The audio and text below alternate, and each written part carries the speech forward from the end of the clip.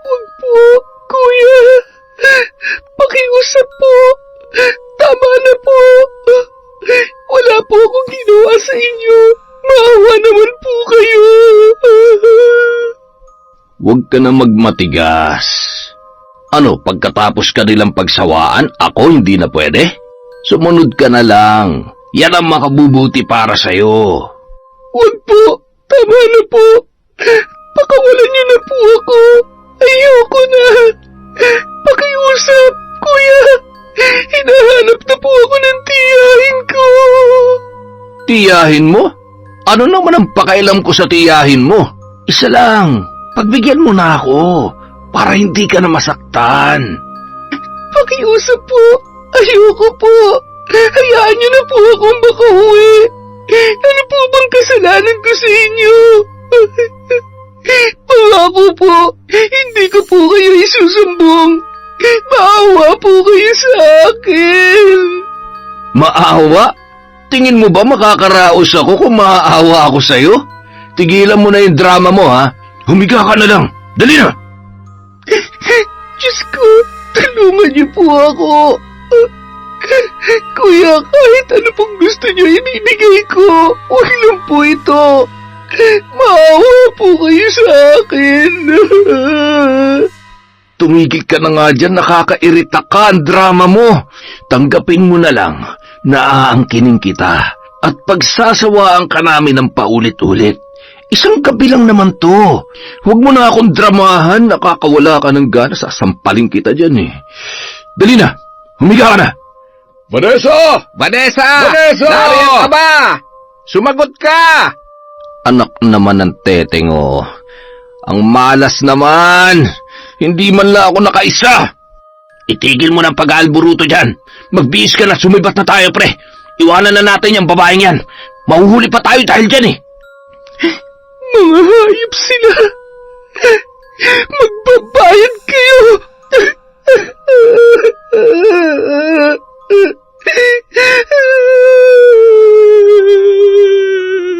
Taon 2008, Zamboanga del Sur. Ano nangyayari sa iyo, Vanessa? Gutay-gutay ang suot mo. Saan ka ba nang galing at kahapon ka pa nawawala? Hindi ba sabi ko sa iyo, huwag na huwag kang lalayo dito sa simbahan? Namumutla siya, Sister Teresa. Mukhang dapat na yata natin siyang dalhin sa malapit na ospital sa bayan. Vanessa, magsalita ka. Makikinig ako sa iyo. Sabihin mo kung ano nangyari sa iyo. Sinong may kagagawan nito? Sister, saan daw siya nakita? Natagpuan daw siya sa gitna ng kakahuyan ng mga tanod sa kabilang bayan. Pwede ko ba kayong makausap sandali? Ano po yun, Father? Ibang kutob ko sa nangyari sa pamangkin mo. Ayoko sana mag-isip ng masama. Pero sa itsura at trauma na nakikita sa pamangkin mo, ay mukhang napagsamantalahan ng bata. Makabubuti pang dalhin mo na siya sa mga dalubhasa sa kabilang bayan. Wala ako sa posisyon para sabihin sa iyo kung ano talagang nangyari sa kanya. Ang may papayo ko lamang ay ibulong mo pa rin sa Diyos ang lahat ng ito, sister. At sana, hindi totoo ang hinala ko. Sus Maria Josep, Padre, huwag naman sanang ipahintulot ng may kapal. Napalunok si Sister Teresa at nanlalata ang buong katawan habang sinusuri ang dugoang katawan ng kanyang pamangkin na si Vanessa. Ilang beses niya rin itong tinanong, ngunit walang kahit na anong sagot. Awang-awa siya rito at sa kanyang isip ay sinisisi niya ang kanyang sarili sa nangyari sa kanyang pamangkin. Sa isang araw pa lang na pagkawala ay nangangalumata na ito. Gulo-gulo ang buhok na nung isang araw lang ay patag na patag sa pagsusuklay. Nakatitig lamang ang bata sa kawalan habang ang kanyang mga mata ay walang humpay ang pagtulo ng luha. Mabilis naman na sinunod ng madre ang payo ng pari sa kanya. Dinala nila sa ospital ng bayan ang kanyang pamangkin. Padre, Ano po ang sabi ng doktor? Tama ang hinala ko, sister. May trauma ang pamangkin mo dahil pinagsamantalahan siya.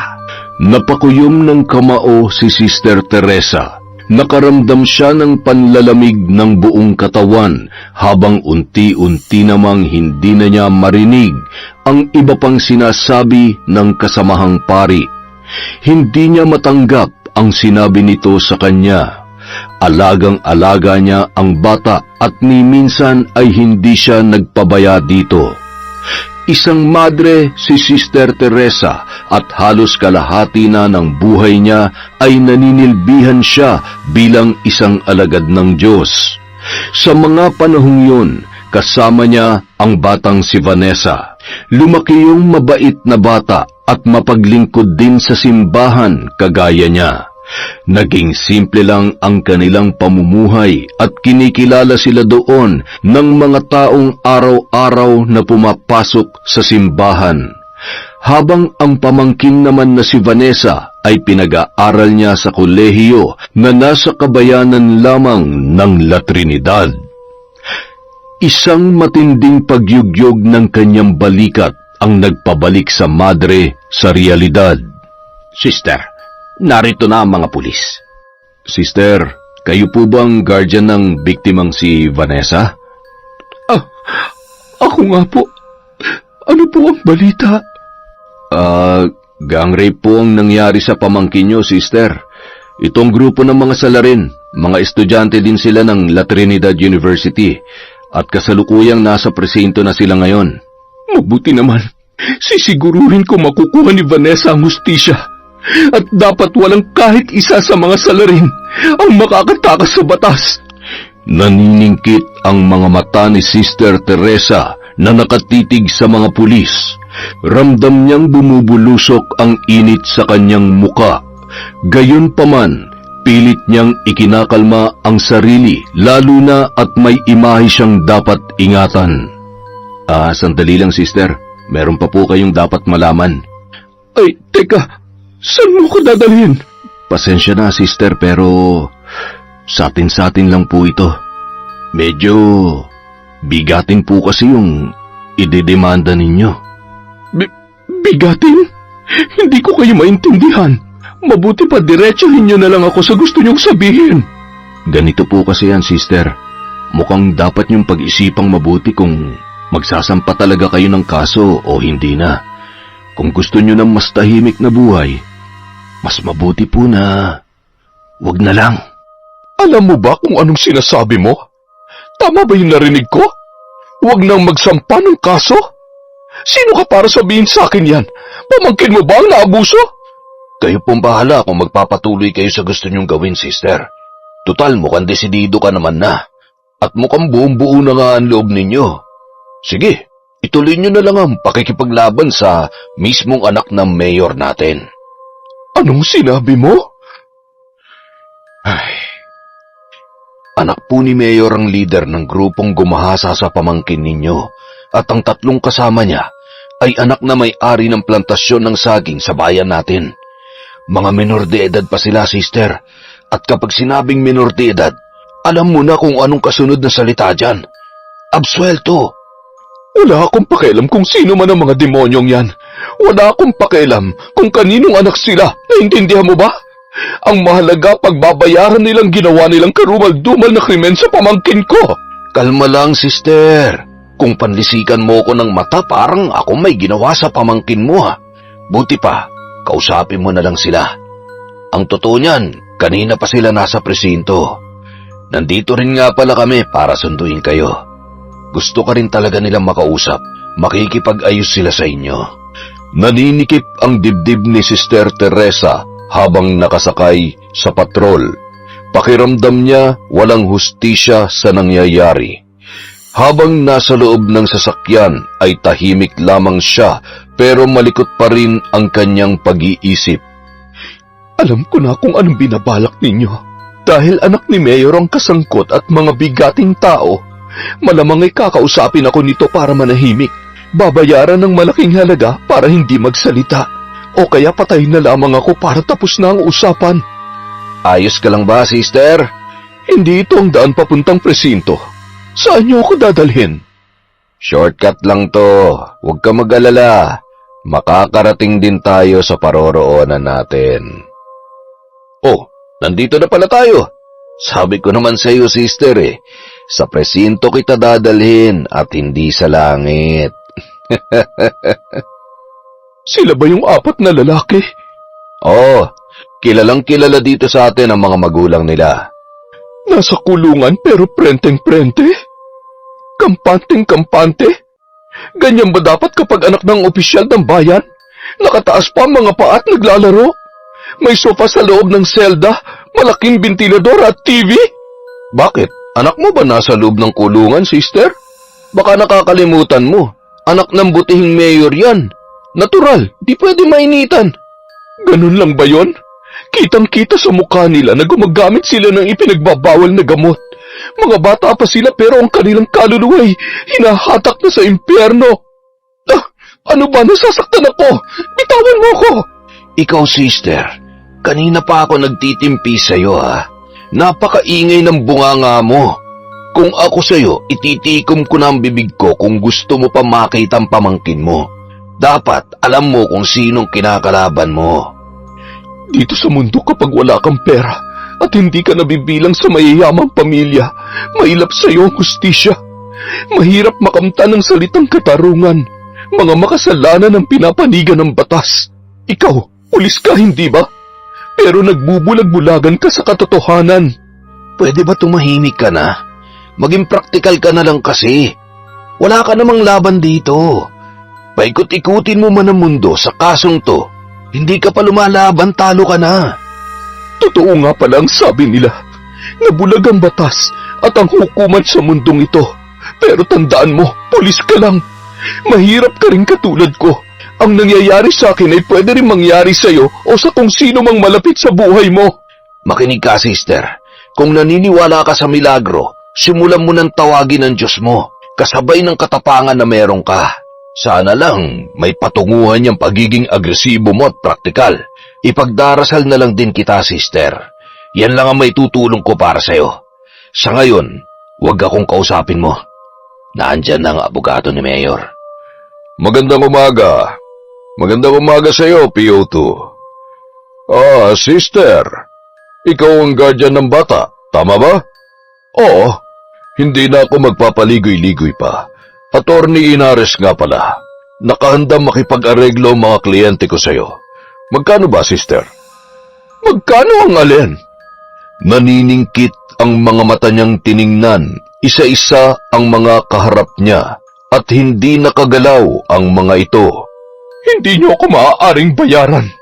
Walang katapat na halaga ang ginawa nilang kasalanan sa pamangkin ko. Sa kulungan sila nararapat. Pagbabayaran nila ang ginawa nila kay Vanessa. Sister, mga bata pa ang inaresto. Alam mo yan. Saka hindi pa sila maaaring ikulong dahil mga menor de edad pa lamang sila. Batas natin ang masusunod at hindi kung kani-kaninong batas lamang. Kung tutuusin, malaking bagay na nag-aalok pa ang butihing mayor natin para sa inyo. Alam mo, kahit hindi kami makipag-areglo, siguradong maaabsuelto naman ang mga bata. Kaya baka pwedeng pag-usapan na lamang natin to. Handang magbigay ng malaking donasyon ng mayor natin para sa kumbento. Ipapaayos namin ang mga sira-sirang parte o kahit ang haligi pa ng simbahan. Alam naming malaking halaga ang kakailanganin nyo dito. Kaya naman, bukas palad na tutulong ang aking mga kliyente. Tungkol naman sa pamangkin mo, sasagutin na nilang pag-aaral niya hanggang sa siya'y makapagtapos. Tsaka lahat ng gasto sa ospital, sila na rin ang bahala. Pati na rin ikaw. Kung may gusto ka, may kailangan ka, meron kang request, sabihin mo lang at ipagkakaloob nila sa iyo yon, sister. Ang gusto ko, dumaan sila sa tamang proseso. May ahensya tayo para sa mga batang kriminal at gusto ko mapabilang sila doon hanggang sa tumuntong sila sa tamang edad para makulong. At nagtawanan ang lahat ng naroroon. Anong nakakatawa? Nandun na tayo, sister. Kaya lang, ama ng bayan natin ang binabangga ng alagad ng simbahan. Wala ka na yata sa katinuan. Kung ibang taong kasangkot, posible. Pag anak ng opisyal, hindi. Pues, ilalaban ko to. Haharapin ng mga anak nila ang krimeng ginawa nila sa paraan ng batas o sa paraan na alam ko. Bakit, sister? Ano ba yung paraan na alam mo? Humawak ng krus at magrosaryo. Naku, nakakatakot naman pala. Dali-daling iniwanan ni Sister Teresa ang mga yon sa loob ng presinto. Dumiretso siya sa simbahan upang doon ay makipag-usap sa Diyos.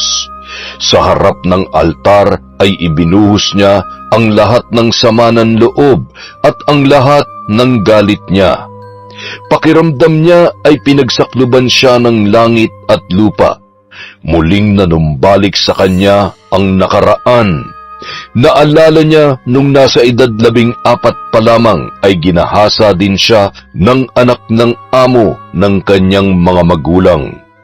At katulad ni Vanessa ay hindi rin niya nakamit ang hustisya sa paglipas ng panahon. Ni hindi pa nga ito nakulong dahil nakapagpiyansa nung panahon na yon. Hindi rin umusad sa korte ang kaso dahil sinasabing kulang ang ebidensya kahit na ilatag na ng kampo nila ang lahat ng mga kailangan. Kaya ginawa niya ang isang bagay na sana ay hindi niya dapat gawin. Kumpleto siya sa kaalaman sa pangkukulam at ginamit niya ito para ilagay sa kanyang kamay ang batas. Siya mismo ang gumanti sa taong gumahasa sa kanya. Isinali niya pa ang abogadong tagapagtanggol nito.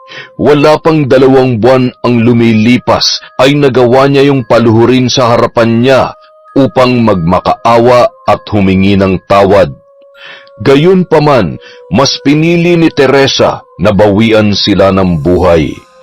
Dahil dito, nakuha ni Sister Teresa noon ang ipinagkait sa kanyang katarungan. Diyos ko, huwag niyong hayaang maligaw na naman ako ng landas. Kaya ako pumasok dito para magsilbi at pagbayaran ng lahat ng nagawa kong kasalanan. Pinagsisihan ko ng lahat na nagawa ko. Isinakripisyo ko ultimo sarili kong kaligayahan. Mapagsilbihan ka lang. Kung nakikinig ka, kayon lamang ako hihiling. Sana'y bigyan mo ng katarungan na nangyari kay Vanessa. Ibigay mo sa kanya ang hustisya.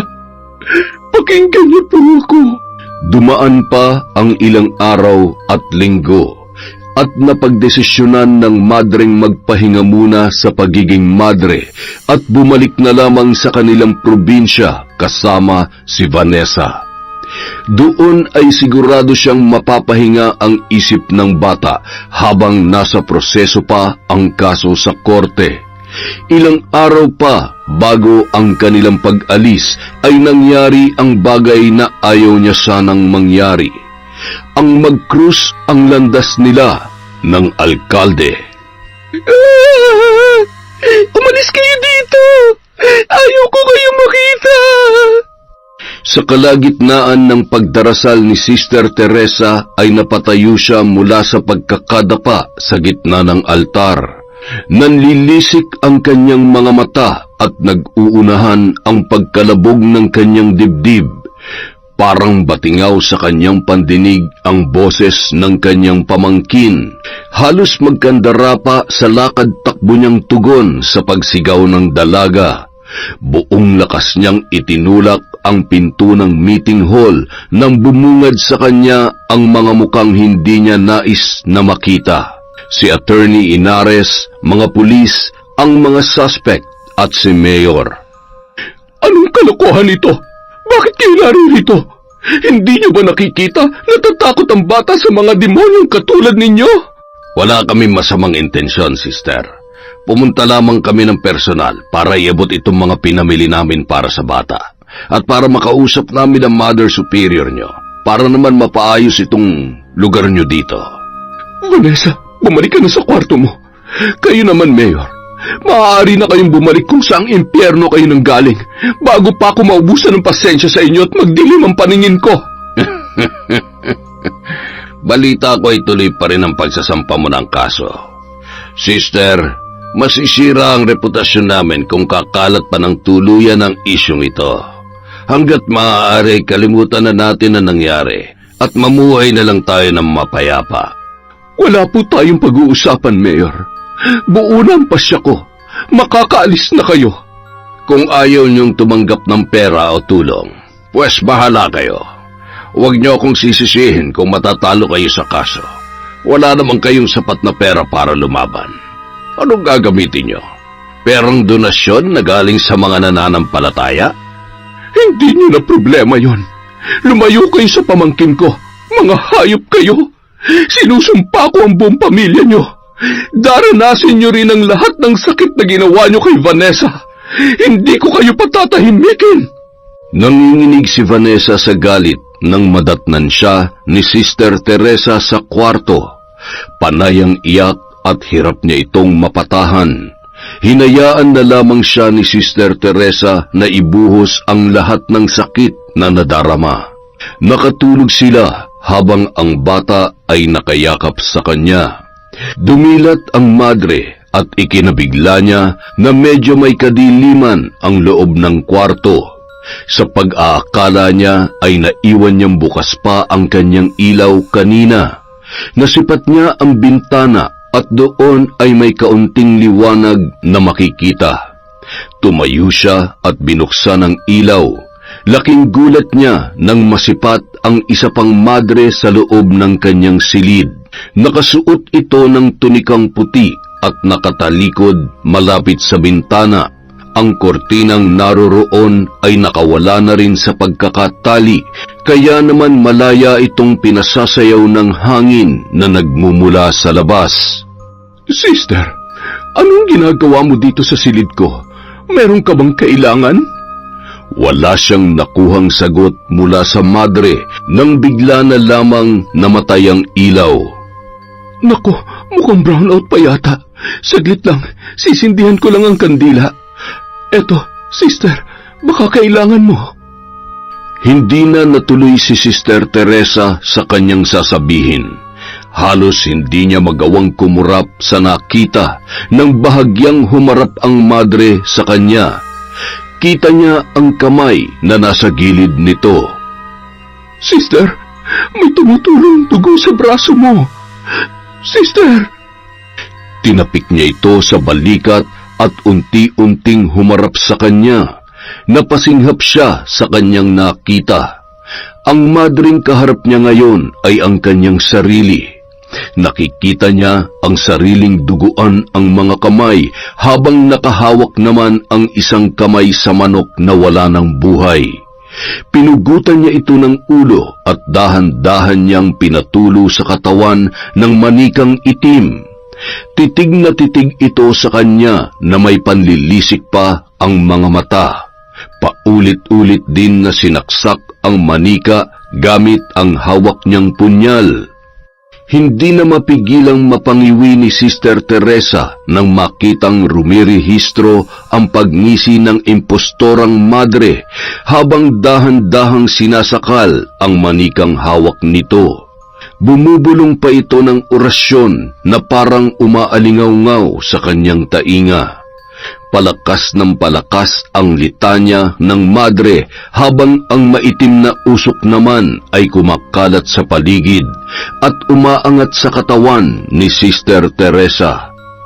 Para bang may puwersang humawak sa kanya upang hindi na siya makagalaw pa mula sa usok na unti-unting pumapalibot sa kanyang katawan. Hindi na niya mapigilan ang mapaisip. Anong nangyayari? Ramdam kong hindi na ako makakahinga kung magpapatuloy pa ito. Kailangan kong gumawa ng paraan. Huminga siya ng malalim bago bumuelo sa pagsigaw. Tulong! Isang malakas na sunod-sunod na pagbatingaw ng kampana ang nagpagulantang sa pawis sa pagkakatulog na si Sister Teresa. Panaginip lang pala ang lahat ng yun. Wala sa loob niya na tiningnan ang orasan at ang labas ng bintana. Todo ang pagtatakang madilim pa at wala pang 6:00 ng umaga ay nag-iingay na ang kampanaryo. Narinig na rin niya ang mga yabag ng mga nagmamadaling madre na lumabas sa kani-kanilang mga silid. Vanessa, kailangan na nating bumaba. Madali ka. Muli niyang sinulyapan ang katabi nang mapansin ng madre na wala na itong makuhang tugon mula sa kasamang dalaga, ngunit nagulat siya nang pagtingin niya ay wala na rin ito sa kanyang tabi. Vanessa! Vanessa, nasan ka? Dali-dali siyang tumakbo papalabas ng silid nang makita niyang malinis na ang daanan at halos wala ng mga tao na naroroon. Sister? Padre, anong ginagawa niyo rito? Magmadali ka. Ang pamangkin mo nandoon sa itaas ng kampanaryo. Anong ginagawa niyo doon? Habol hiningang nagkukumahog na pumunta ang madre kung saan ang lugar na sinasabi ng pari. Tinungo niya ang lugar kung saan nagkukumpulan ang mga tao. Ay, Diyos kong mahabagin! Vanessa, bumaba ka dyan! Kitang-kita ng madre na parabang wala na sa katinuan ang dalaga at halos wala na itong naririnig pa mula sa ibaba. Nakatayo si Vanessa at nagbabadyang tumalon. Patuloy ang pagsigaw ni Sister Teresa sa pangalan ng kanyang pamangkin, ngunit para itong nagbibingi-bingihan na itinuloy ang kanyang plano. Halos malagutan ng litid ang madre sa pagpalahaw nito nang makitang umaagos ang dugo sa nangingisay na pamangkin na nasa kanyang paanan. Sa harapan ng lahat ng nasa simbahan ay tinapos ni Vanessa ang kanyang paghihirap. Vanessa, anak, gumising ka! Tulungan niyo ako, tumawag kayo ng ambulansya! Maawa kayo kay Vanessa! Gumawa kayo ng paraan! Diyos ko po, mahabaging langit, tulungan niyo po kami! Halos panawan ng ulirat si Sister Teresa sa kakaiyak at kakasigaw sa pangalan ng dalaga, ngunit wala na rin itong kahit na anong senyales ng paggalaw. Kung todo ang panalangin niya sa langit na kung magbibigay man lamang ng himala ang kahit na sinong Diyos, sana sila ay mapagbigyan. Dinala nila ito sa ospital, subalit sa huli ay binawian na rin yon ng buhay. Ang sabi pa nga, kahit nabuhay ang bata ay magiging parang gulay na lang ang katawan nito. Napakataas ng kampanaryong tinalo ng dalaga kaya basag ang buo niya nang bumagsak siya sa lupa. Kaagad na inilibing si Vanessa sa kagustuhan ni Sister Teresa. Lahat ng abuloy at perang ibinigay ng pamilya ng salarin sa kumbento ay itinapon ng madre. Ilang araw lang din siyang nagkulong at nagmukmok sa loob ng kwarto. Hindi kumakain at hindi rin nakakausap ng sinuman. Samantala, makalipas ang ilang buwan ay marami ang natuwa sa tila pagbabalik ng dating sigla ng madre sa pagbibigay serbisyo sa mga tao. Wala na sa mukha nito ang pagdadalamhati. Ay, magandang umaga, Sister Teresa. Ay, mabuti naman po at muli po kitang nakita dito sa ating taniman ng mga gulay at bulaklak. Alam niyo naman, Mang Kulas, na itong hardin ang tambayan namin ni Vanessa. At kung nabubuhay pa siya, madalas mo kami makikita dito. Nakikiramay nga po pala ako, Sister. Pasensya na at di ako nakalapit sa inyo ng mga oras na iyon. Huwag niyo pong alalahanin yon. Okay na po ako. Babalik na nga po pala ako sa loob. Sister, gusto niyo po ba dalhan ko kayo ng mga gulay at bulaklak kagaya ng dati? Mga pulang rosas po sana at araw-araw po, gaya ng dati, Mang Kulas. Nga pala, huwag niyo na pong tanggalan ng tinik, pakiusap. Ay, baka naman po masugatan kayo. Huwag po kayo mag-alala. Ako na rin po ang magtatanggal para naman meron akong pagkaabalahan. Alam niyo namang kailangan ko rin maglibang dahil sa mga nangyari. Habang awang-awa ang figura ng hardinero sa binitawang salita ni Sister Teresa, iba naman ang tumatakbo sa isipan nito. Kailangan ko ang mga yan dahil may paggagamitan ako. Nararapat yan sa mga taong tinik sa dibdib ng iba. Ay, ganun po ba? dadalhin ko na lamang sa loob kapag nakapagpitas na po ako, sister. Salamat po ulit, Mang Kulas. Inaasahan naman ng buong baryo na may gaganaping malaking pagtitipon para sa lugar. Dahil malapit na muli ang buwan ng botohan, ay kailangan na naman magpasikat ng mayor sa bayan at mapaganda ang imahe nito.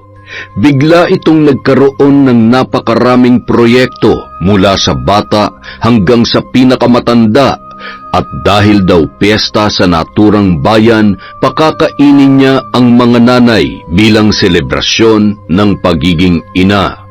Magkakaroon din daw ng mga munting maiuuwi para sa sari-sarili nitong mga bahay. Hindi ito lingid sa kaalaman ni Sister Teresa. Isang araw na lamang bago ang malaking piging ay nanatiling gising ang madre sa kanyang silid. Tumayo ito at binuksan ang bintana kung saan makikita ang bilog na buwan. Huminga siya ng malalim at umusal ng mga litanyang Latin. Dinama niya ang sinag ng buwan na nagmumula sa kalangitan. Ramdam na ramdam ko ang biyayang lakas ng kapangyarihan. Ngayon ay humayo kayo sa akin at magpaalipin. Pumikit ang madre habang bukas ang mga bisig sa harap ng bintana. Lumakas ang ihip ng hangin na siyang nagpagalaw sa kanyang buhok. Narinig niya ang tila pagsang-ayon ng buong kapaligiran. Nag-ingay ang mga ibon at umalulong ang mga aso. Unti-unti siyang napangiti dahil sa kagalakan. Huminto ang paggalaw ng orasan at ang pagpatak ng tubig mula sa gripo. Nangibabaw ang nakabibinging katahimikan. Isang pagpagaspas ng pakpak ang maririnig mula sa malayo papalapit. Lumapag ang itim na ibon sa gilid ng bintana na may matutulis na kuko at mapupulang mga mata. Salamat at dininig mo ang pagtawag ko. Kumusta ka? Handa ka na ba sa iyong misyon? Ito, kumain ka. Ubusin mo ito at huwag kang magtira. Pinatakan ko yan ng dugo ko para mas masarapan ka. Makinig ka. Ang bawat pagtuka mo ay katumbas ng ilang tao na mapipinsala mo. Hanapin mo ngayong oras na ito ang nagluluto ng pagkain para sa piging bukas. Daanan mo sa paglipad ang mga pagkain upang maisaboy mo ang sumpa. Hindi ka dapat magkamali dito. Kung hindi mo ito magagawa sa tamang oras, ay mamamatay ka. Matapos makakain ng ibon ay lumipad na ito palayo sa kanya. Maganda ang pagkakalipad nito at buo ang determinasyong tupdin ang ibinigay na misyon. Maya-maya lamang ay bumalik na ang ibon sa kanyang kwarto at doon ay nagpalipad-lipad na parabang nagdiriwang na magpapatuloy pa ang kanyang buhay. Magaling! Magaling! Tingnan natin kung may mukha ka pang iharap sa mga tao, Mayor. Simula pa lamang yan. Kinaumagahan, masayang nagdiwang ang mga tao sa malaking bulwagan na inihanda ng butihing mayor. Makikita ang malawak na pagngiti ng taong bayan na nakapila para pumasok sa loob ng court. May iba't ibang programa na nakalatag para sa lahat. Mayroong palaro sa loob at sa labas ay may ipinatayong peryahan. Dinayo ito ng mga tao dahil na rin sa napabalitang libreng pagkain na ipinamimigay. Maraming tao ang nabigyan ng pansit, 2 hating lumpia, 1 pirasong tinapay at kaunting menudo na nilagay sa styro na lalagyan. Ang mga tao ay may bitbit na mga ngiti sa kanilang labi, sa isiping lutas na naman ang araw nila para sa pagkain. Marami ang nabusog nung araw na yun, at ang iba pa ay nag-uwi sa kanilang mga bahay. Kinagabihan, nagsipagsakitan ang kanilang mga tiyan. Ang iba naman ay nagtae na parabang mauubos na ang laman ng kanilang sikmura. Ang iba sa kanila ay nagpa-ospital, habang ang iba naman ay nagtiis lang dahil walang sapat na panggastos para magpagamot. Nakarating ito sa mayor, kaya naman nataranta ang alkalde. Hindi yata maayos ang pagkakaluto ng pagkain, kaya nagkasira-sira ang mga tiyan ng kumain noon. Abay, hindi dapat ganyan yan. Opo, ginagawa na po namin ng paraan para malaman kung bakit nangyari yun. Pasensya na po kayo. Paimbestigahan ang mga dapat imbestigahan. Baka may nananabutahing kalaban ko sa politika. Ikasisira ng imahe ko ang ganyan. Gawan nyo kaagad ng solusyon, ha? Baka sabihin pa ng taong bayan ay nilalason natin sila o kaya naman ay nagpapakain tayo ng panis sa mga tao. Malapit na ang botohan. Baka dahil dyan ay hindi ako muling iboto ng mga mamamayan ko. Sisimulan na po namin ang pag-iimbestiga, Mayor. Sige, bilisan nyo. O siya, bumalik ka na sa munisipyo at magpadala ka mo ng mga gamot sa pagdudumi sa mga pamilyang apektado. Magpagawa na rin ng programa para sa libreng pagkonsulta. Samantala, lalong lumala ang sitwasyon ng mga taga-baryo habang umiinom sila ng gamot na nireseta ng mga dalubhasa at dahil doon ay lalong nagalit ang mga tao kay Mayor. Taga-munisipyo ka, di ba? Tanungin nyo nga sa mayor kung balak ba niyang buhayin ang mga tao o papatayin niya ba ang mga tao dito. Tingnan niyo itong asawa ko. Dati ng payat to, ngayon mukha ng kalansay. Ginagawan na po ng paraan ng ating butihing mayor ang mga nangyari. Anong ginagawa ng paraan? Nung pinainom namin ng gamot ang mga asawa namin na pinadala nyo dito nagsuka naman. Pururot na nga ang dumi niya, bumaho pa ng husto sa amoy ng gamot. Sumuka pa ng sumuka. Pasensya na po, pero makakarating kay mayor ang mga reklamo ninyo. Tapos nagpadala nga kayo ng doktor dito, panay tsismisa naman ang inatupag. Mas madami pa ang kwentuhan nila kaysa sa panggagamot. At saka, doktor ba yun? Nakatsinelas lang na pumunta dito sa amin. Abay, madumi pa ang mga kuko. Pinagloloko niyo yata kami. Kaya hindi gumagaling ang mga tao dito kasi tinitipid niyo ang kaban ng bayan. Nung nagtanong nga ako sa kung anong sakit ko, ang sagot pa naman basta inumin ko lang ang gamot na inireseta niya. Paano kami gagaling yan? Kaya nga po nagpadala na kami dito ng makakatulong sa atin. Eto. Abay, si Kulas yan ah. Siya na ba ang bagong doktor ni Mayor? Di ba yan yung hardinero sa kumbento? Ipagdadasal na yata tayo. Di dapat madre na lang ang ipinadala niyo rito. Marunong manggamot si Mang Kulas. Matutulungan niya kayo. Ganun pala. Kapag di umubra ang doktor at gamot na binigay niya, iasa na lang niya sa hardinero ang buhay ng mga tao. Marami akong halamang gamot na pwedeng makatulong sa inyo. Ang mga gamot na dala-dala ko ay punong-puno ng dasal. Tama nga ako.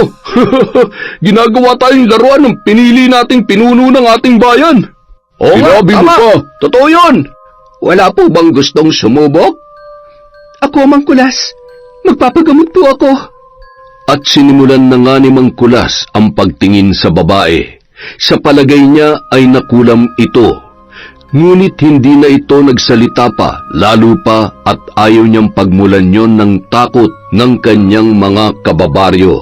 Binigyan niya ito ng pinaghalo-halong katas ng iba't ibang dahon at pinigaan ng kalamansi sabay pinainom sa babae. Eto, kunin mo. Sindihan niyong kandila tuwing bago mag-alas 6 ng gabi at magdasal ng nakasulat yan sa papel. 3 araw niyo yan gawin. Itong bote na ito ay may lamang gamot pang alis ng sakit ng tiyan.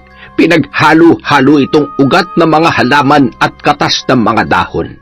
Inumin ng may laman ng tiyan 3 beses sa isang araw.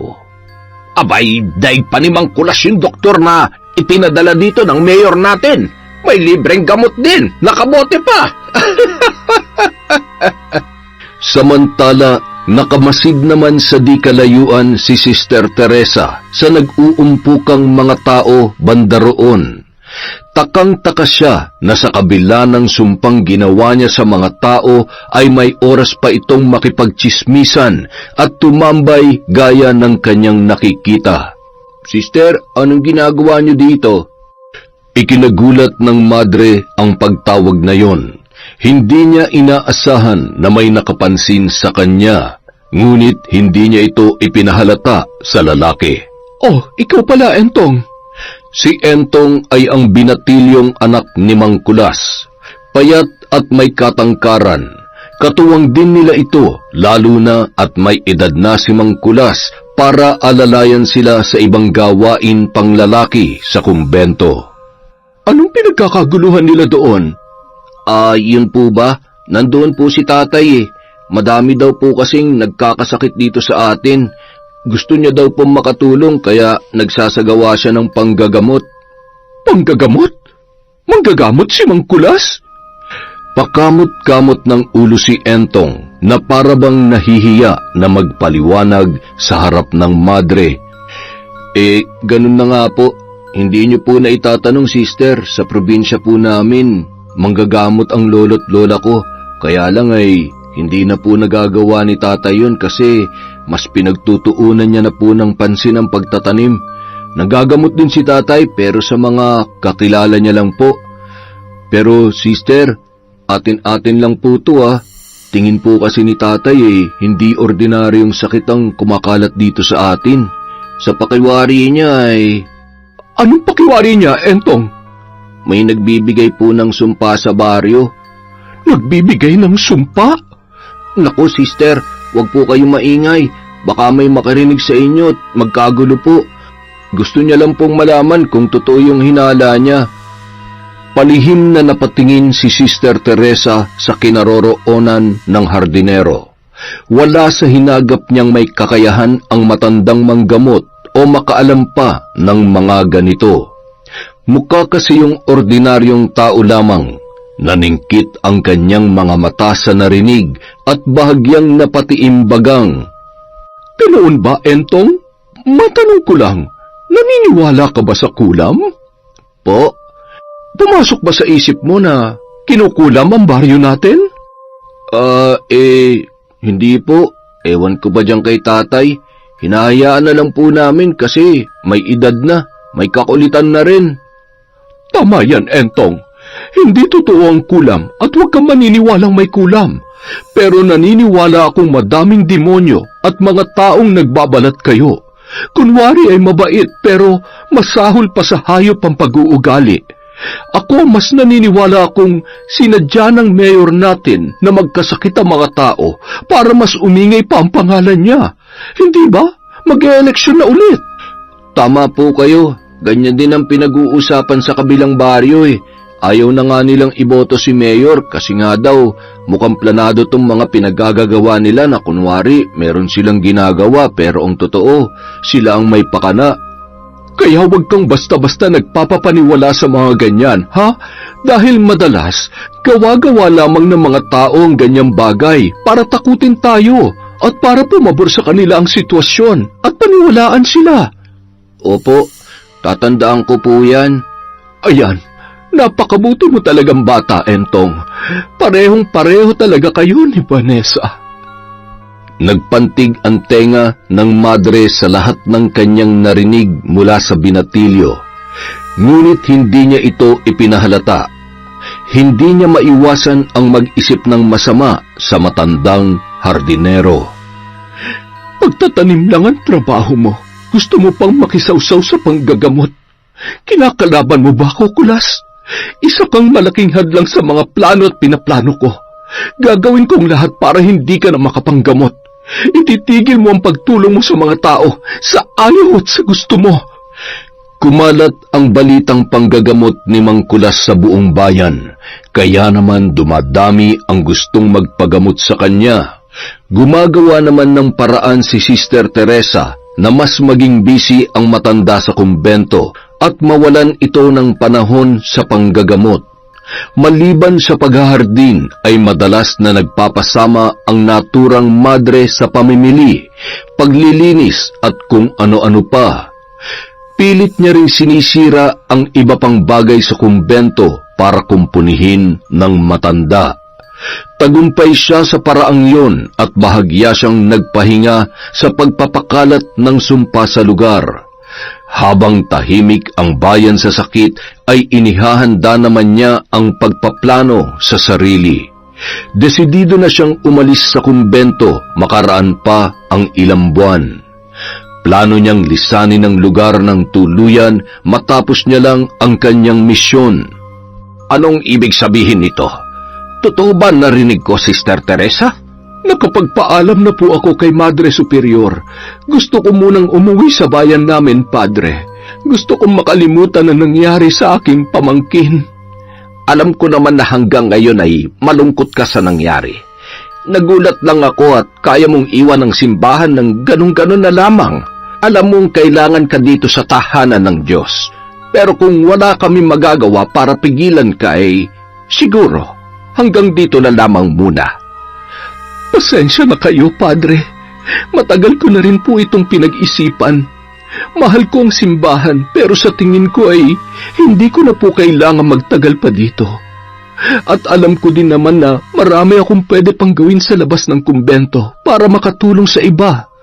Magsisilbi pa rin ako sa Diyos, ngunit sa ibang paraan lamang. Sige, kung nanaisin mo mang bumalik ay makakabalik ka anumang oras, Sister. At aasahan ko yan. Isang matamis na ngiti na lamang ang isinukli niya kay Padre Daniel.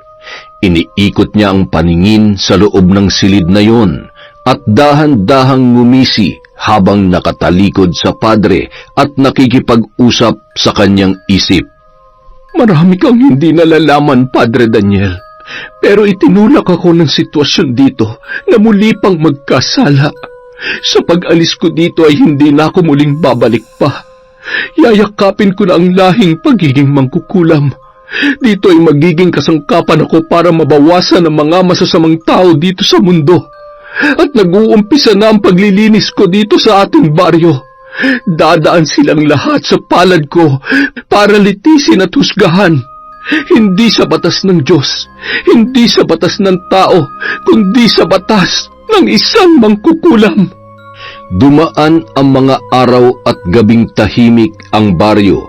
Matapos makapanggamot si Mang Kulas, ay kumuha naman ng pagkakataon si Sister Teresa para unti-unting isakatuparan ang iba niya pang mga plano. Isang gabi, habang bilog ang buwan ay pumatong ang ibon sa balikat ni Sister Teresa at may tangan itong iilang piraso ng hibla ng buhok. Hinimas-himas ng madre ang ulo nito at iniluwa sa balikat niya ang hibla ng buhok na tangay-tangay nito. Hindi mo talaga ako kayang biguin. Halika, sumama ka sa akin. Magkasama silang tahimik na bumaba sa basement ng kumbento. Tulog na ang lahat at maingat ang kanyang mga pagyabag. Ang kaninang ngiti ng madre ay napalitan ng nakakatakot na pagngisi habang sinisindihan ang kandilang itim. Ako ang magiging batas sa kaso mo, Vanessa. Pagbabayaran nila ang ginawa nila sa'yo. Ikukulong ko sila sa mundo kung saan hindi na sila makakalabas pa. Yakap niya ang larawan ng yumaong si Vanessa habang tumutulo ang luhang kanina niya pa pinipigilan. Inilagay niya ang larawan sa gitna ng 4 na kandilang itim. Sa tapat ng malalaking kandila ay inilagay ni Sister Teresa ang mga abuloy na galing sa mga pamilya ng salarin, ang buhok na naroon at ilang piraso ng tinik ng rosas. Inilapat niya ang mga manikang hugis lalaki at kumuha ng karayom na naroroon. Napakabait ni Vanessa para mabuyin yung mga hayop kayo. Dinaig niyo pa ang mga demonyo sa impyerno. Kaya nararapat lang na ako na magdala sa inyo sa kung saan man kayo nababagay.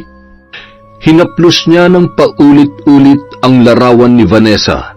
Gusto niyang sumigaw ng pagkalakas-lakas at ipaalam sa lahat ang lihim na kay tagal na rin niyang itinatago. Si Vanessa ay bahagi ng kanyang madilim na nakaraan. Nabuntis siya ng abusadong anak ng mayaman at itinago niya yon. Ang batang ipinakilala niya sa lahat na pamangkin ay tunay niyang anak. Masakit ngunit pilit niyang itinatago ang katotohanan para makapagbagong buhay siya at makapagsilbi sa tahanan ng Diyos. Hindi niya inaasahang napakalupit sa kanila ng tadhana. Ang malagim na pangyayari sa buhay niya ay naulit pa sa buhay ng sarili niyang anak. Ang pinagkaiba nga lang ay pilit niya mabuhay, samantalang mas pinili ni Vanessa ang mamatay. Anak ko, patawarin mo ako sa pagtatago ko sa iyo. Alam kong malaki ang kasalanan ko, kaya hayaan mong ako maging pangil ng hustisya na hindi mo naranasan nung nabubuhay ka pa. Hayaan mong pagbayaran nilang lahat yon sa mga kamay ko. Hayaan mong maging ina ko sa iyo, kahit na hindi mo ito lubos na naramdaman sa akin. Anak ko, bakit mo ako iniwan? Bakit mo ako hinayaan na mag-isa na lumaban ngayon? Mahal na mahal kita. Buong kaluluwa ko ay nagdadalamhati sa pagkawala mo. Ang sakit, anak. Ang sakit-sakit. Puot at galit ang namamayani sa kanyang puso nang magsimulang umusal ng orasyon sa bawat itim na kandilang nakatirik. Ang mga orasyon na sinambit ng madring mangkukulam ay tatagos sa kaluluwa ng taong kanyang isinusumpa. Hinugot niya isa-isa ang ulo ng bawat sisiw na inilagay niya sa 4 na larawan ng mga salarin. Isa-isa niyang pinahira ng dugo ang mga kandilang itim at muling umusal ng orasyon. Pagbabayaran niyong lahat ng ginawa niyong karumal-dumal sa anak ko. Pagsisisihan niyong nabuhay pa kayo. Sa susunod na kabilugan ng buwan, mararamdaman niyo ang sakit na ni minsan ay hindi niyo pa naranasan sa inyong buhay. Iisa-isahin ko kayo. Uunahin ko ang anak mo, Mayor. Lintik lang ang walang ganti. Ikaw na lalaki ka. Tingnan ko kung mapakinabangan mo pa yung pagkalalaki mo. Sa 2nd araw ng orasyon na ito, iihi ka ng dugo. Mararamdaman mo ang tinik ng mga rosas na unti-unting pupunit sa loob ng iyong pagkalalaki. Hindi ka na makakaramdam ng kapayapaan sa iyong puso. Magiging bangungot ng paulit-ulit ang kasamaang ginawa mo sa anak ko. Pagdudusahan mo ang lahat ng ito. Pagdurusahan mo! Samantala, nung gabing yon ay nagising sa kawalan ang binatang anak ni Mayor. Mistulang nakatitig ito sa kawalan ng magising na humihingal. Bigla na lamang siyang napahawak sa kanyang dibdib nang maramdaman niya na nahihirapan siyang huminga. Napapikit ang binatilyo sa kirot na nararamdaman at nang dumilat siya ay nakita ang isang itim na figura ng babaeng nakabandana.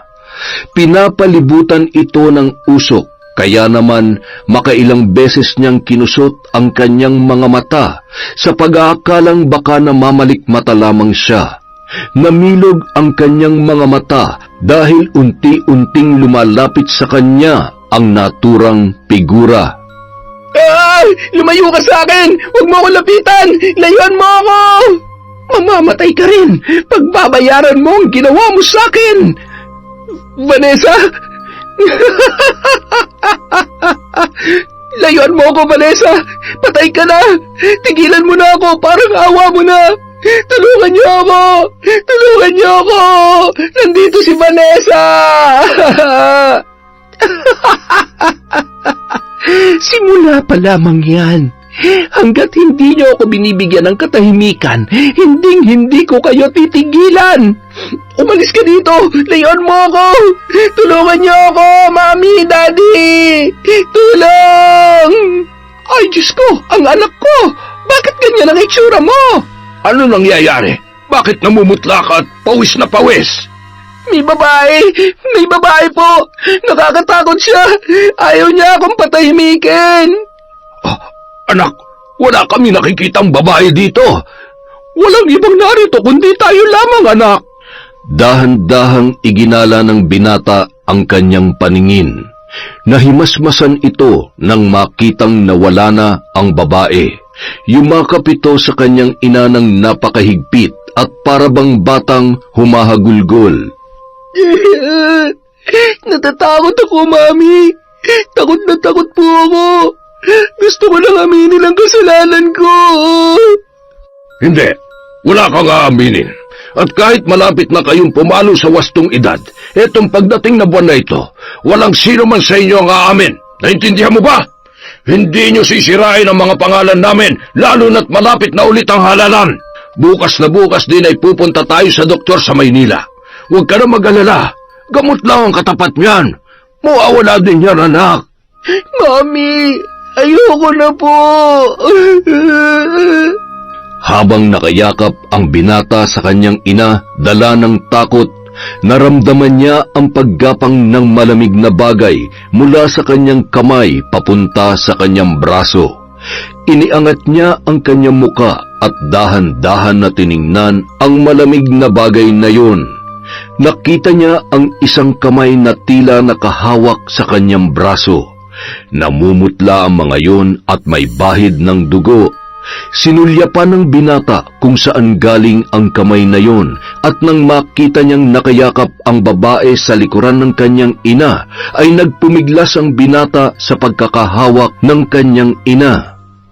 Bitawan mo ako! Bitawan mo ako! Huwag mo akong hawakan! Lumayo ka sa akin! Anak, ano nangyayari sa'yo? Si Mami to! Huwag mo ako sabing hawakan! Lumayo ka! Layo! Samantala, ilang araw nang maganda ang gising ni Madre Teresa at patuloy niyang ginagawa ang lahat ng responsibilidad niya sa simbahan. Unti-unti ay nakakaramdam siya ng kaginhawahan at kapayapaan, lalo na at alam niyang unti-unti na niyang nagagawa ang kanyang misyon. Pasasaan ba't tuluyan niya na itong maisa sa katuparan? Isang katok lamang ang narinig niya sa kanyang kwarto at agad niya rin namang pinagbuksan. Sister, eto daw po yung mga bulaklak, ipinapahatid po ni Itay. Ay, nag-abala ka pa. Asan nga pala ang tatay mo? Nasa hardin po. Teka, bakit walang mga tinik ang mga ito? Hindi ko po alam, bigla pong pinatanggal ni tatay eh. Sabi niya, wag ko daw po kayong bigyan ng may tinik. Ha? Kailangan niyo po ba? Ano pong gagawin niyo doon? Naitapon ko na po kasi at pinasama na ng tatay sa siga. Napabuntong hininga na lamang si Sister Teresa. Nakakahalata na kaya siya? May nalalaman na kaya si Kulas tungkol sa akin? Kailangan kong mas dumikit lalo sa matandang manggagamot para makita ko ang mga galaw niya. Hindi ito maaari. Naisip ng madre habang nakangiting nakatitig sa binata. Ayos lang. Wala din naman akong gagawin doon. Natutuwa lang akong makakita ng tinik sa rosas kasi lagi kong naaalala si Vanessa. Sige, ayos na ito. Mag-aayos lang ako at mamimili pa kami ni Mang Kulas. Samantala, makikitang bumababa ng kotse ang mayor ng bayan sa harap ng kumbento. Nakaayos ito ng formal gaya ng dati. Nakapolo na checkered, na hapit sa bandang tiyan. May mga kasama pa itong mga pulis na may dalang baril sa tagiliran. Tumungo ito sa bukana ng kumbento kung saan naroroon ang hardin. Wala na si Vanessa. Matagal na. Ano pa ba ang kailangan nyo? Sister, huwag ka mag-alala. Hindi ikaw ang pakay ko. Hindi rin ako magtatagal. Kung hindi man ako ang pakay nyo, sana man lang ay magkaroon kayo ng delikadesa sa mga sarili nyo na wag na magpakita pa dito. Alam nyo kung anong ginawa nyo sa pamangkin ko. Sister, baka nakakalimutan mong ang pamangkin mo nagdala sa kanya sa sarili niyang hukay at wala kaming kontrol doon. Kahit ikaw. Hindi mo nga yun napigilan, hindi ba? Nakakatawa ka talaga, Mayor. Mukhang ikaw ang nakakalimot kung anong ginawa ng anak mo sa pamangkin ko. Sister, mahirap ang mambintang, lalo na't walang ebidensya at walang nagrereklamo. Gusto ko lang malaman mo na ang kaso ng pamangkin mo ay nabaon na kasama ng bangkay niya. Kaya kung mamarapatin mo, sister, maaari ka nang muling pumasok sa kumbento dahil hindi ikaw ang sadya ko. Napakabastos mo talaga. Oh, Mayor, nandito po pala kayo. Kulas, ikaw talagang sadya ko dito. Balita ko'y marami ka raw nagagamot dito sa ating bayan simula nang kumalat ang epidemya. Gusto ko lamang magpasalamat sa iyo. Malaki ang naiaambag mo dito sa ating lugar. Ay nako, wala po yun, Mayor. At sa palagay ko ay ikaw lang din ang makakatulong sa akin. Tingnan mo ito. Pamilyar ka ba dito? Ano po ito? Boteng may tinik? Nakita namin yan sa inilabas na ihi ng anak ko. Ay nako, gusto ko sanang Mawalang galang na po, Mayor. Mamimili pa kami ni Mang Kulas. Naaabala niyo na po kami. Ay, magbabayad ako ng kahit magkano, Kulas. Bigyan mo lamang ako ng panlunas para sa sakit ng aking anak. Natahimik silang lahat dahil sa pakiusap ng mayor. Habang pinagtaasan naman ng kilay ng madre ang kanyang kaharap, hindi siya makapaniwalang gagawin nito ang lahat, ultimo ang makiusap sa isang hardinero na ni minsan ay hindi niya ginawa. Nagpalitan silang dalawa ni Mang Kulas ng tingin sa narinig mula kay Mayor. Katulad ka rin lang pala ng lahat, Mayor. Hihina ka rin pala para sa anak mo. Pero makasarili ka. Gusto mo lang ikaw ang iniintindi, pero kaming mga ordinaryong tao, wala kang pakialam sa nararamdaman namin bilang mga magulang.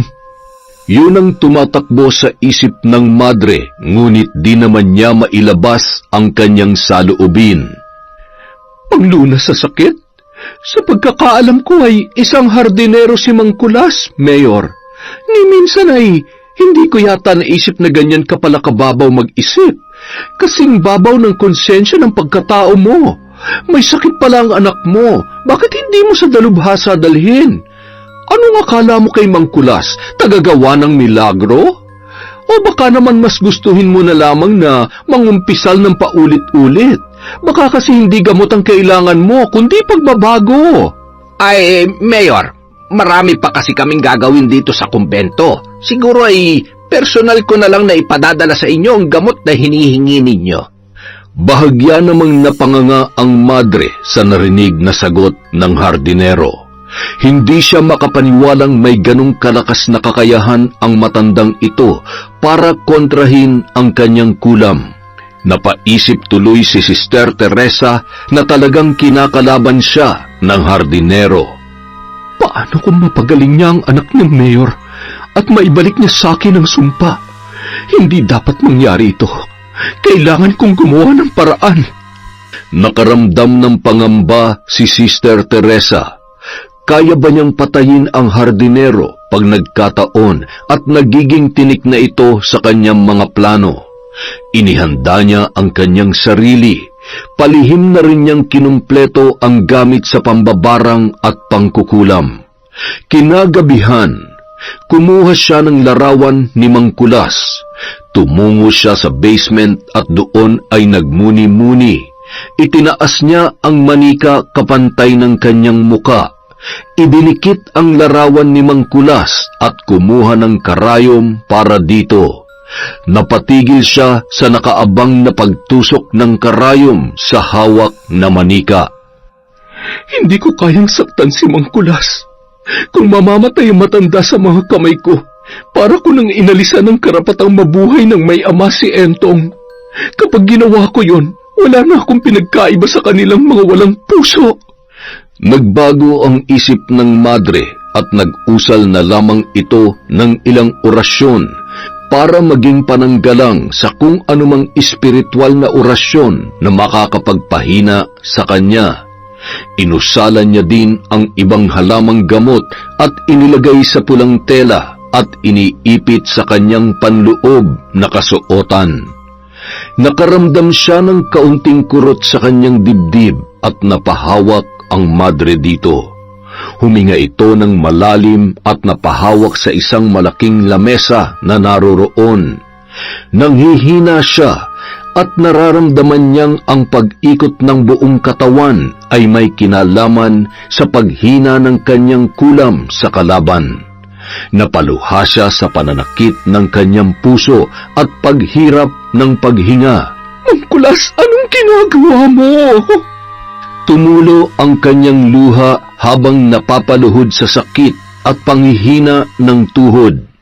Muli niyang narinig ang pag-alulong ng mga aso sa labas at pagtuka ng ibong itim sa bintana na nakasara. Habang tila umiikot naman ang paningin ng madre, napahawak siya ng buong lakas sa kahoy na naroroon. Nang maramdaman niya ang kuryenteng dumaloy unti-unti mula sa dulo ng kanyang mga daliri hanggang naging dahilan yon ng pagkawala ng kanyang malay. Sister, napansin ko ang pamumutla mo nitong mga nakaraang araw. Baka kailangan mo nang magpatingin sa doktor. Nangangalumata ka na rin. Hindi ata maganda ang kondisyon ng iyong pangangatawan. Ayos lamang ako, Padre. Dinalhan kita ng maiinom. Pinigang katas ng prutas yan na may halong halamang gamot. Inumin mo 3 beses araw-araw na may laman ang tiyan mo para hindi mangasim ang iyong sikmura. Pagpalain po kayo ng Diyos, Padre. Naway paghilumin ng Diyos ang iyong puso. Napatango na lamang ang madre sa kanyang narinig. Ang totoo, gusto niya na sanang tapusin ang lahat ng gusto niyang tapusin, ngunit napapabagal ang misyon niya dahil sa pakikialam ng hardinerong si Kulas. Napabaling ang tingin niya sa hardin at doon ay nagtama ang paningin nilang dalawa ng matanda. Napabulong na lamang sa sarili si Sister Teresa. Pakialamero ka talaga, Kulas. Paano ko magagawa ang misyon ko kung ako ay nanghihina? Umalis naman kaagaran ang madre at pumasok sa loob matapos ang pag-uusap nila ng padre. Hanggat maaari ay ayaw na niya mabigyan pa ng pagkakataon na makausap pa ang hardinero. Habang naiwan naman mag-isa ang matandang si Kulas sa hardin na nag-iisip. Tama yan, sister. Matapos mong gumaling sa pinigaang prutas na ipinabigay ko sa iyo, siguradong malalaman ko na ng tuluyan kung ikaw nga ang mangkukulam na pumepeste sa mga taong bayan. Wala ka nang ligtas at maililihim sa akin ngayon dahil ang gamot na hawak mo ay ang tanging gamot lamang na maaaring magpagaling sa sumbalik ko sa iyo. Ilang araw pa ang lumipas. Muling nanumbalik ang sigla ng katawan ng madre na parabang walang nangyari. Malaki ang naitulong ng pinigaang prutas na dala ni Padre nung isang araw. Nakagawa na ulit sa loob ng kumbento si Sister Teresa gaya ng dati. Magandang umaga, sister. Ikinagulat ng madreng marinig ang boses na yon. Ilang araw niya nang iniiwasan ang pakikipagharap at pakikisalamuha sa taong yon. Ngunit ngayon ay wala na siyang magagawa. Magandang umaga naman, Mang Kulas. Ikaw pala. Masaya akong nanumbalik na ang sigla ninyo. Ako din. Salamat. Ilang linggo na lang ay aalis na ako dito, Mang Kulas. Kaya naman hindi na ako ang makakasama mo sa mga iba mo pang gawain. Si Sister Anna ang sasamahan mong mamalengke. Narinig ko nga po yon. Tumalikod ang madre na kunwari ay may ibang pinagkakaabalahan upang makaramdam na ang matanda ng pagkapahiya at kusang umalis. Humakbang palayo papuntang pinto ang hardinero na ikinatuwa ng madre sa pag-aakalang lalabas na ito nang walang paalam. Ngunit imbis na lumabas ito ng tuluyan ay narinig ng madre ang pagtarangka ng huli sa pinto. Hanggang sa may nabuong kaba sa dibdib ng madre. Anong lakas ng loob meron ang hardinero para gawin yon sa kanya? Ito na siguro ang tamang oras para kausapin kita. Tila nakaramdam si Sister Teresa kung saan patutungo ang usapang yon sa panimulang pasabi pa lamang ng matanda. Sa pakiwari ng madre ay alam na ng matanda kung sino at ano siya. Tinaasan ni Sister Teresa ng kilay si Mang Kulas. Ang kaninang maamong mukha nito ay biglang nawala. Nung oras na yon ay hindi ama ni Entong ang kanyang nakikita. Ang kanyang kaharap ay isang pakialamerong matanda na gustong maging bida sa mga taga-baryo. Isang kaaway. Napakaseryoso mo naman, Mang Kulas. Ano po ba ang atin? Kilala na kita. Isa kang mangkukulam. Tapos, may magagawa ba sa iyong pagiging mangkukulam ko? Wala kang kinalaman dito kaya kung ako sa'yo, lubayan mo na ako. Ikaw ang nagbigay ng sakit sa mga tao dito. Ikaw din ang naglagay ng tinik ng mga rosas sa daluyan ng ihi ng anak ni Mayor. Sister Teresa, nahihibang ka na ba? Isa kang alagad ng Diyos. Ikaw dapat ang nagpapanatili ng katahimikan at kapayapaan dito sa mundo. Bakit mo yun ginagawa? Wala akong dapat ipaniwanag sa'yo. Naiintindihan mo ba yon, Kulas? Hindi ako makapaniwala na kaya mong gawin yon, sister. Lalo na sa mga taong inosente. Wala silang ginawang kasalanan sa'yo. Pakialamero ka kasi. Ang sumpa na yon ay panandalian lamang at kusang mawawala. Pero dahil gusto mo magpasiklab sa mga tao at ipaalam na may kaalaman kang manggamot, nagpakilala ka sa kanila. Sinisira mo mga plano ko, Kulas. Kung ako sa'yo, ipagpatuloy mo na lang ang pagtatanim ng mga halaman at lubayan mo na ako. Matapos ko lamang ang gagawin ko, aalis na rin ako rito. Sa totoo lang, wala sa hinagap kong ikaw ang mangkukulam. Nanggagamot lang ako para tulungan sila. Pero ni minsan, hindi ko sinabi sa kanilang gawa yun ng mangkukulam. Natatakot kasi akong tama ang hinala kung ikaw ang gumagawa at magkaideya ang mga taong bayan at patayin ka. Mabuting tao ka, Sister Teresa. Hindi mo dapat dinudungisan ang mga kamay mo sa mga tulad nito. Hindi mo dapat nilalagay sa mga kamay mo ang katarungan. Nasasabi mo lamang yan dahil wala ka sa posisyon ko. Hindi ikaw ang nawalan ng anak. Anak mo si Vanessa? Si Vanessa na lang ang natitira sa akin. Kinuha pa nila. Wala akong ibang yaman kundi ang anak ko lang. Pero anong ginawa nila? Makasarili silang lahat na ang gusto lang sila ang mabuhay at may karapatang mabuhay na masaya at may karangyaan.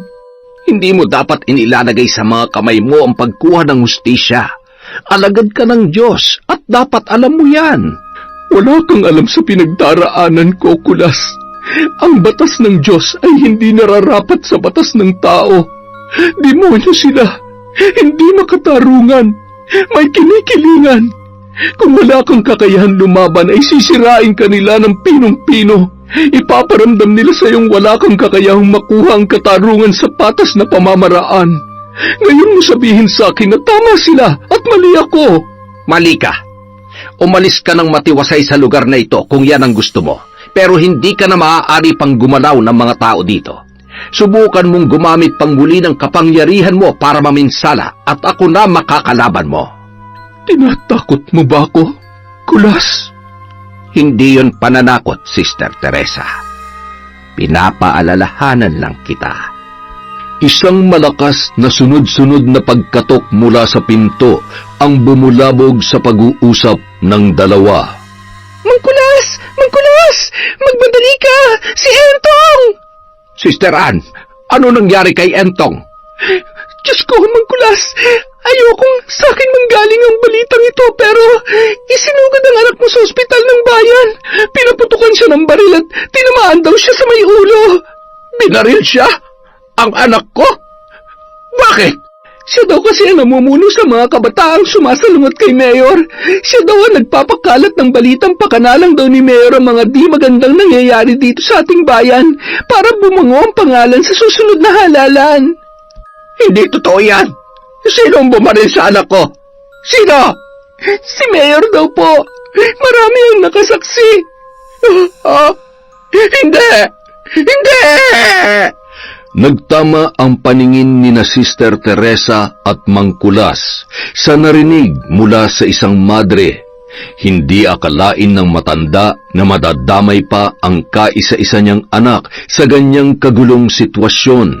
Napatakbo ang matanda at dali-daling lumabas sa silid na yon. Dumaan pa ang ilang araw at nabalitaan ni Sister Teresa ang pagpanaw ng binatang si Entong. Hindi siya nagpakita sa burol at nagdahilan na lamang. Mabigat sa loob niyang makakita ng mga ganitong senaryo sa kanyang buhay. Mabait na bata ang anak ng hardinero at may pangarap na maging abogado pagdating ng araw. Muling nadurog ang puso ng madre nang makita ang hardin. Dito madalas tumatambay ang binata, kagaya ng anak niyang si Vanessa, mahilig din yon sa halaman. Kumuha ng kandila ang madre at dumako siya sa lamesang bato na madalas nilang tinatambayan ng binatilyo. Doon ay nagtirik siya ng kandila at tiningnan ang larawan nilang tatlo ng magkakasama. Si Vanessa, siya at si Entong. Tuluyan ng tumulo ang kanina pa ay nagpipigil na luha ni Mang Kulas.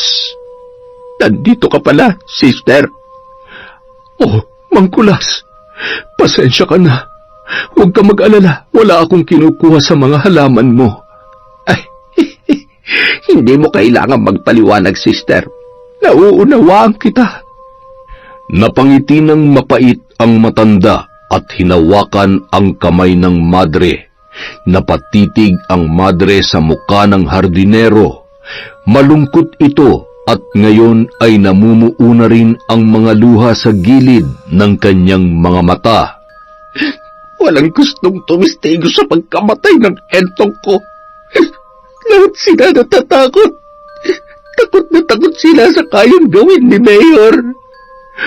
Walang sino man ang gustong kumalaban sa mga taong punong-puno ng kapangyarihan, Mang Kulas.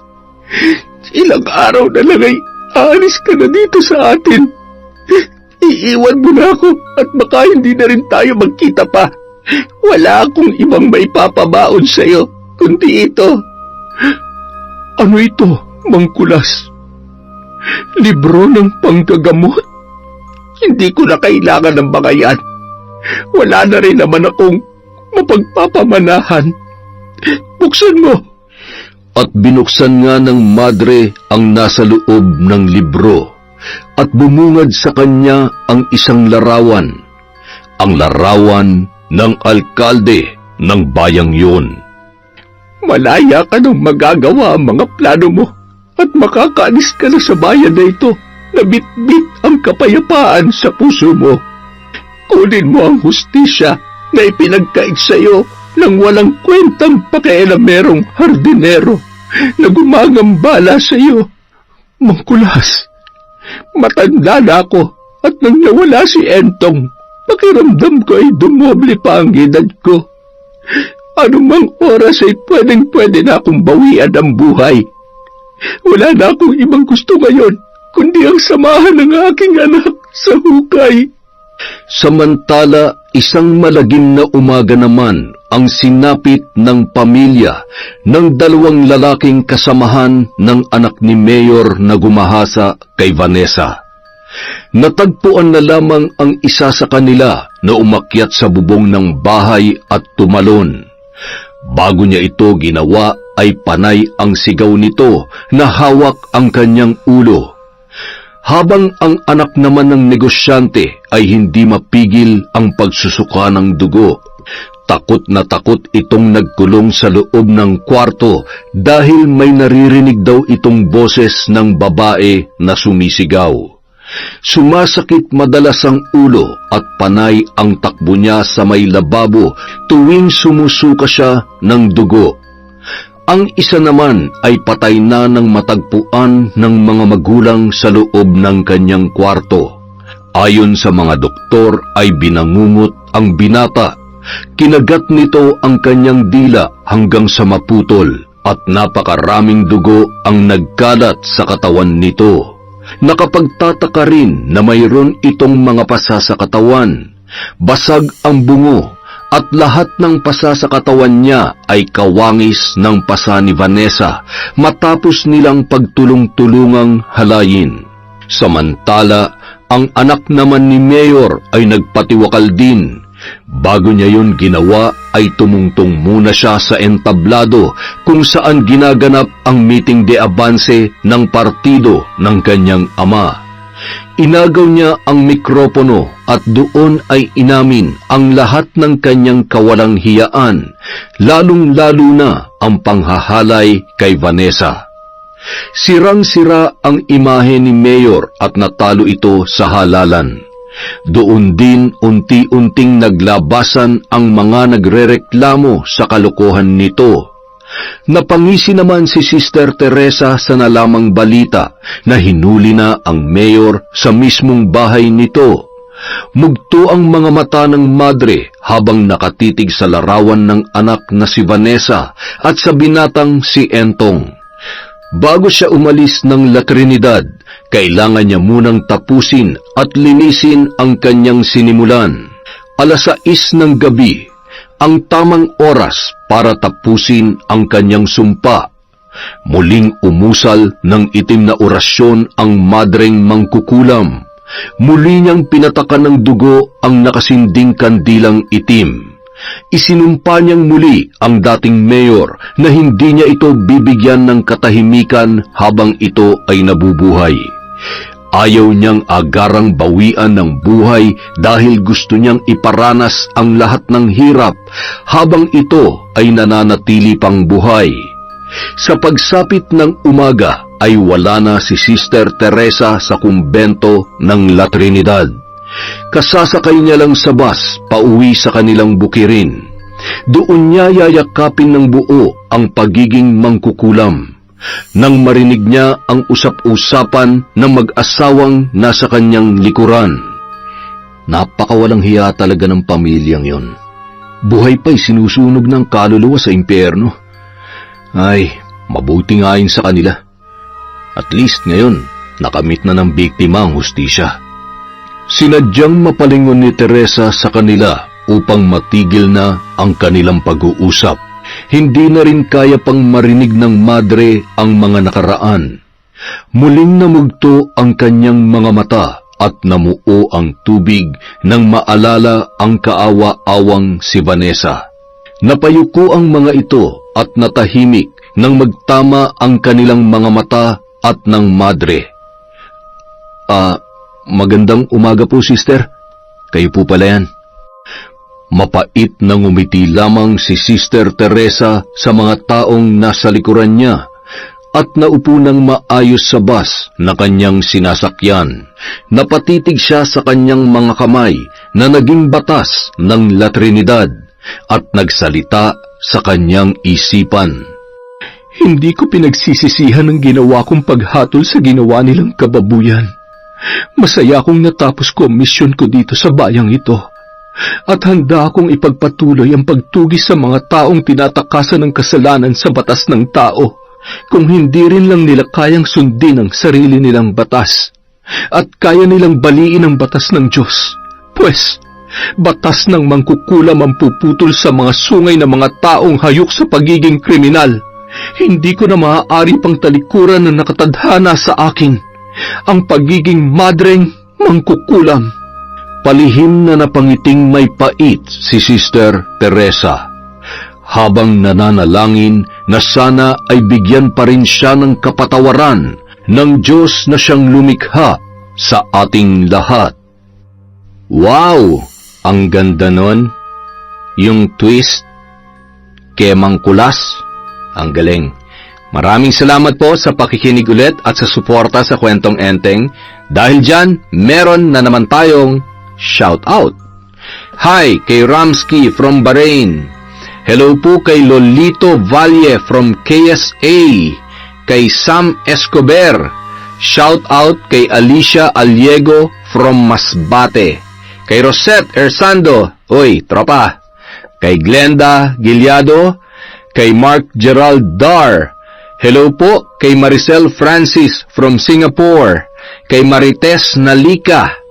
Hello din po kay Laya Dana Rose. Bumabagal talaga kapag kayo po yung binabanggit ko eh. Shoutout kay Steve Nang and Chanel Nang at kay Chona Bainosa from Malaysia. Kay Sheila Ledesma at Ledesma family from Sagay City. Hello po kay Evelyn Soriano. Hi din kay Ledilia Bernil. Kay Wildcats Kuting. Hello kay Cora Zoningay from Nueva Ecija. Kay Filipina Palsario. Hello din po kay Barner Baki from MU. Kay Rosalina Bogayong from Singapore ulit. Kay Lori Joy Lagrimas from Malaysia again. Kay Astra Casco from Jensan. Hello po.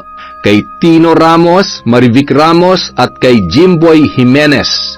Hi din po kay Teresita Rosete. Bagong subscriber po natin. Welcome po sa Kwentong Enteng. At ang panghuli, shout out kay Kurt Mina. Maraming salamat po. Magandang araw sa inyong lahat. Merry Christmas mula sa Kwentong Enteng.